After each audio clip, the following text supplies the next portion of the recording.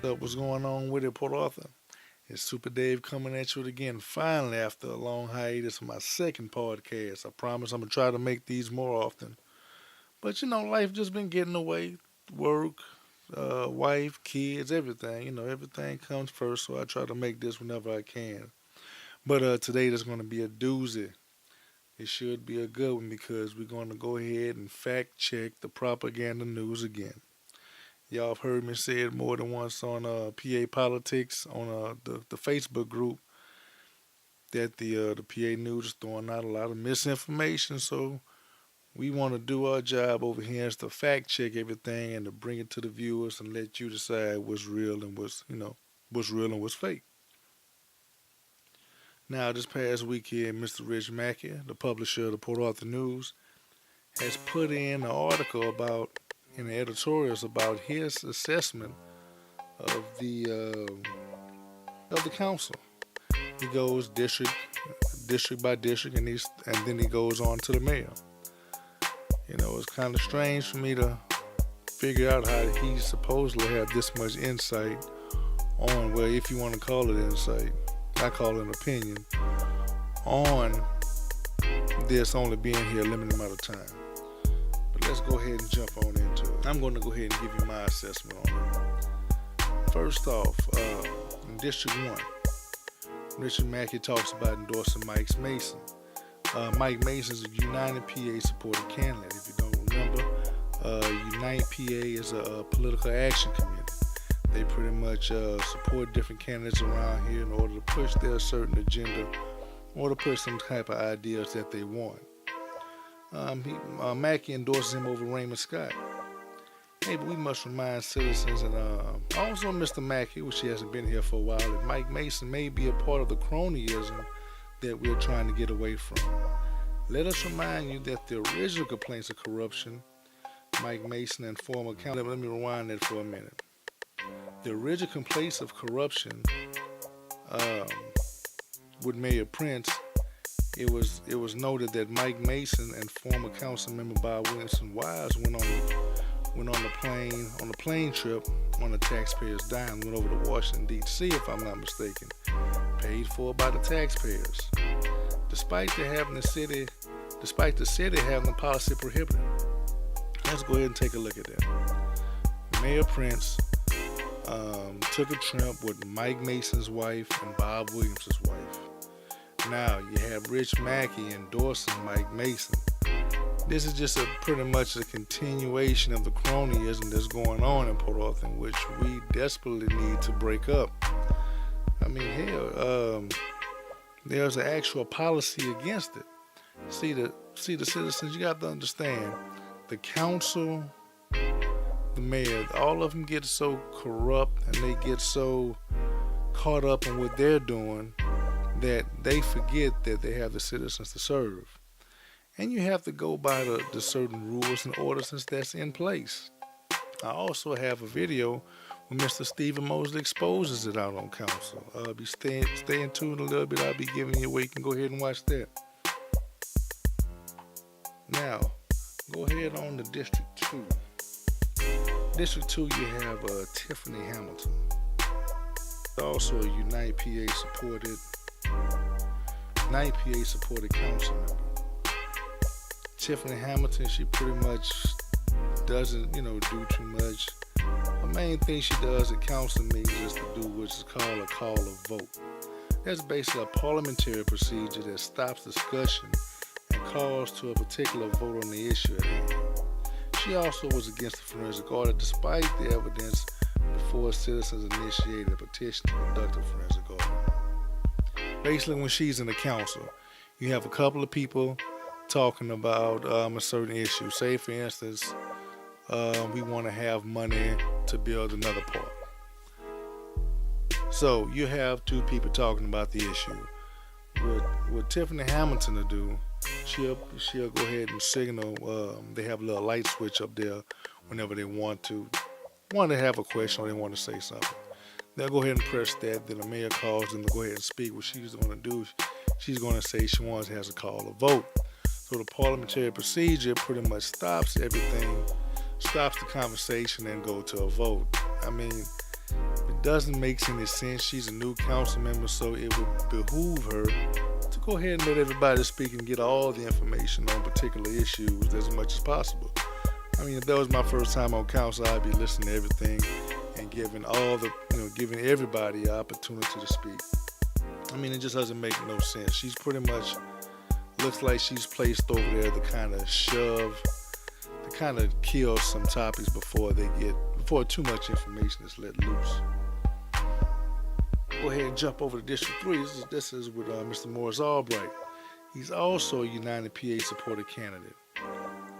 He tried to stay low key with him. He usually votes with the powers that be, or some of the or goes back in certain votes, but sometimes he goes against it, and he does the right thing sometimes. But you have to really drill it on him, and you really have to explain it to him. Mr. Albright is a gentleman. He pretty much don't like too much conflict, and so he usually tries to please everybody sometimes. But you can kind of talk to him, but he's so. You still have to watch him on certain votes.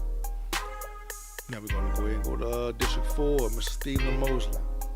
Mr. Stephen Mosley was the best thing for District 4. Funny Bob Mackey, Rich Mackey, is endorsing Keith Richardson despite his mounting financial issues. He has filed for bankruptcy once. I talked to somebody else that was kin to him. They said twice, but as far as I know, it's once. And he was also being sued by the county for back property taxes the last time I checked. Now, for District 4, Alicia Marshall, she just put her name in a race.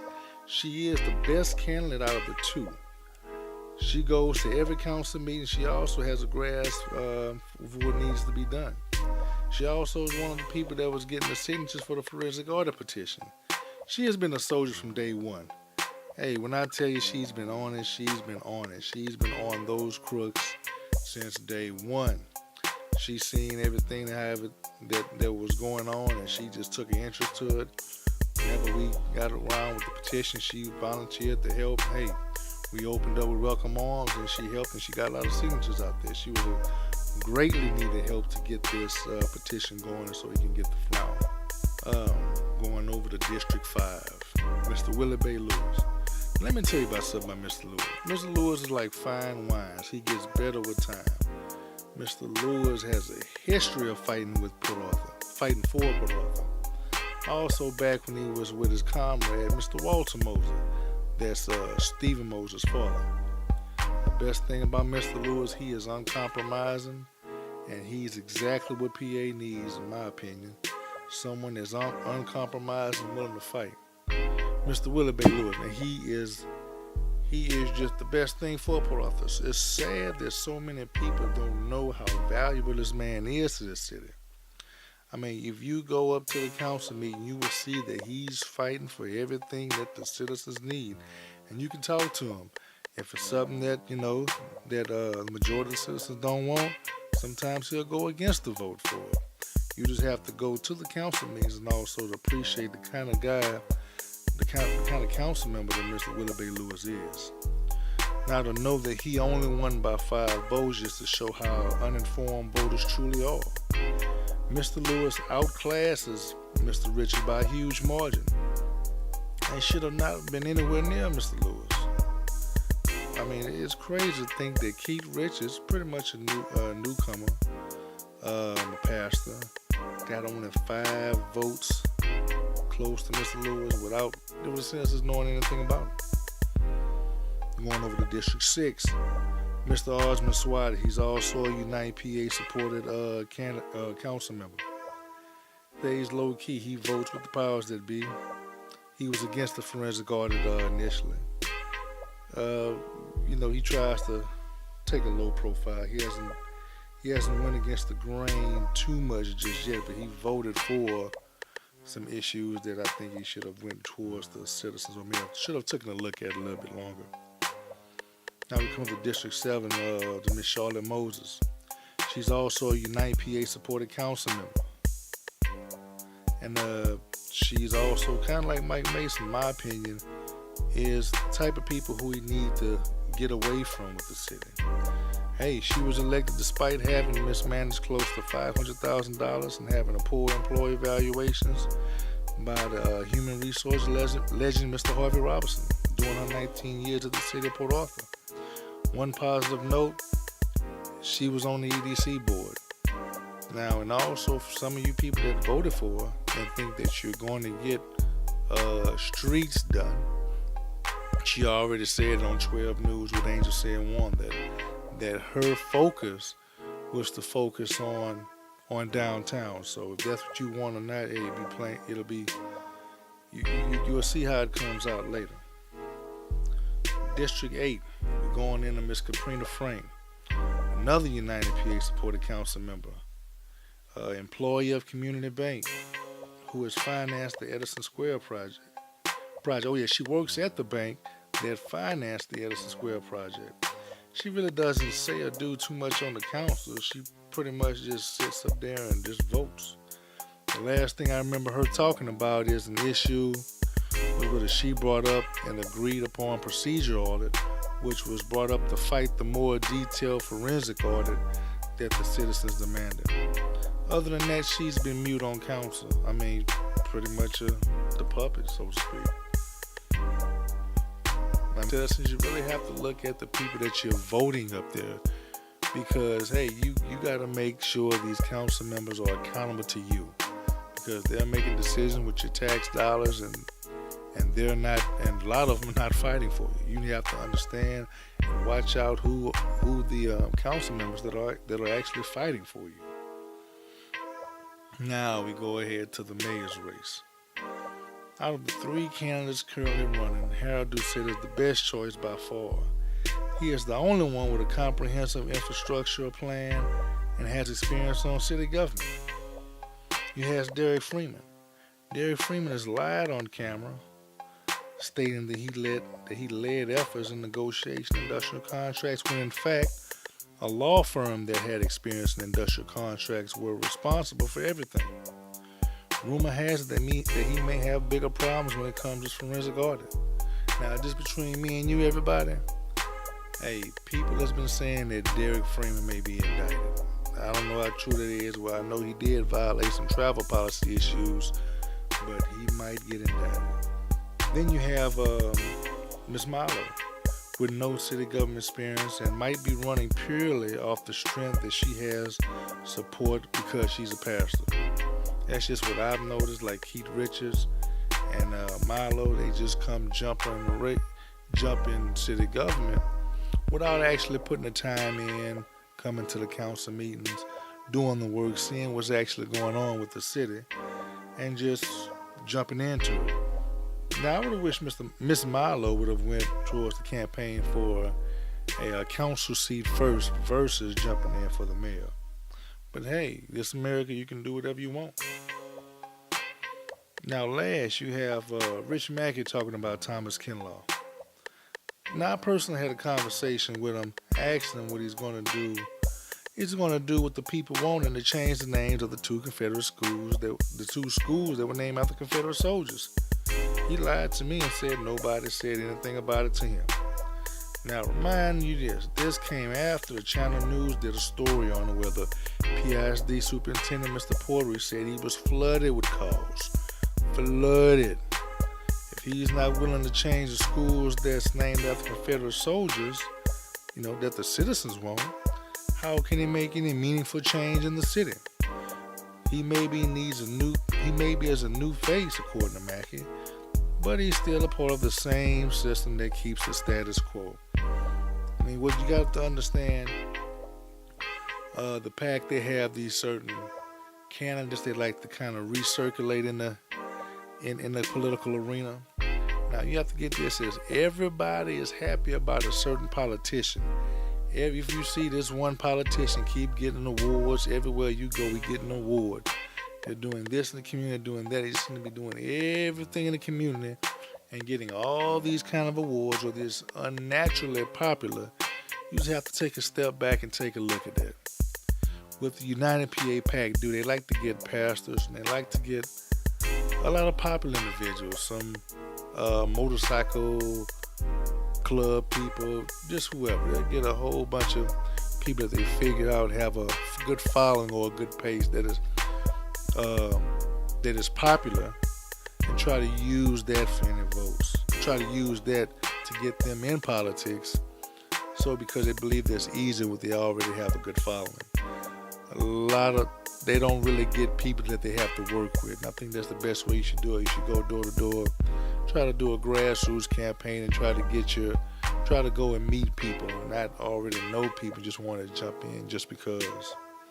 But hey, you are the voters and you have the final say so and if they get in the office or not. Now, you can just go to papolitics3.com and click on the main story. I posted up all the videos and supporting documentations to everything I said. I also put up a video, Raymond Scott fighting for the streets and against the contracts for cronies. And that particular video is online where the city manager and other council members want to give Carl Parker and pretty much a contract, well, pretty much a revolving contract for doing the same thing that we pay for TML to do. It's not really any particular service, but we keep him on retainer for pretty much doing nothing. I mean, that's the citizens' money, the taxpayers' money. We shouldn't be giving this to an attorney for no services. And we also have on papolitics3.com, we also have the credit card statement where Mayor Prince violated the travel policy by taking an employee's wife, Mike Mason, and taking the council member's wife, Bob Williamson, on city paid trips. Now, we have that, and we also have the video when Stephen Mosley, Councilmember Mosley, calls out Mayor Prince and Bob Williamson for violating the travel policy. And that's a pretty good video. If you haven't seen that video, you need to see it. That was Stephen Mosley at one of his finest hours as a council member, fighting for the citizens' tax dollars. You need to take a look at that if you haven't seen that. We also have Derek Freeman lying about his involvement with contract negotiations with industry. Probably a campaign, his last campaign, he was running around saying that he led the efforts and negotiations for the contracts. Now, what I've always asked is, Freeman, why would the city of Port Arthur give such a big task where it'll be over so many tax dollars to a first-term council member with no legal experience? When you had the Val Tisano, you had Salmon Shabashi, and I think you may have had Jesse Brannick doing legal work for Port Arthur. And also you had Carl Parker on retainer. So you have 4 available attorneys. You're going to pass up 4 available attorneys to give negotiations to a first-term council member with no legal experience to go ahead and negotiate with a multi-billion-dollar industrial companies that has $1 million attorneys. I mean, it just doesn't make sense to me, but citizens, you have the final say, and you get to say if you want someone that lies to you on it, or if you want someone that's actually fighting for the citizens. But you have to decide what you want to get to the polls. And also, if you don't vote, hey, you saying that you pretty much like what's going on to you. You like the unemployment. You like how everything's going. Also, hey, the good thing about what I've done with PA Politics 3 is that I can create my own media. Now, anytime some BS comes up, I can go ahead and fact check this. That's a good thing about being computer savvy and being familiar with multimedia.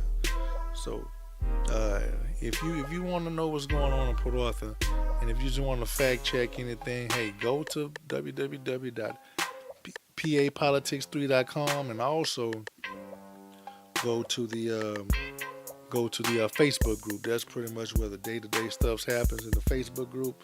But I occasionally post stuff up on the PA Politics website. Hey, I appreciate y'all for listening to me. Hey, that's my little short spiel. Hey, I'm out here. Peace.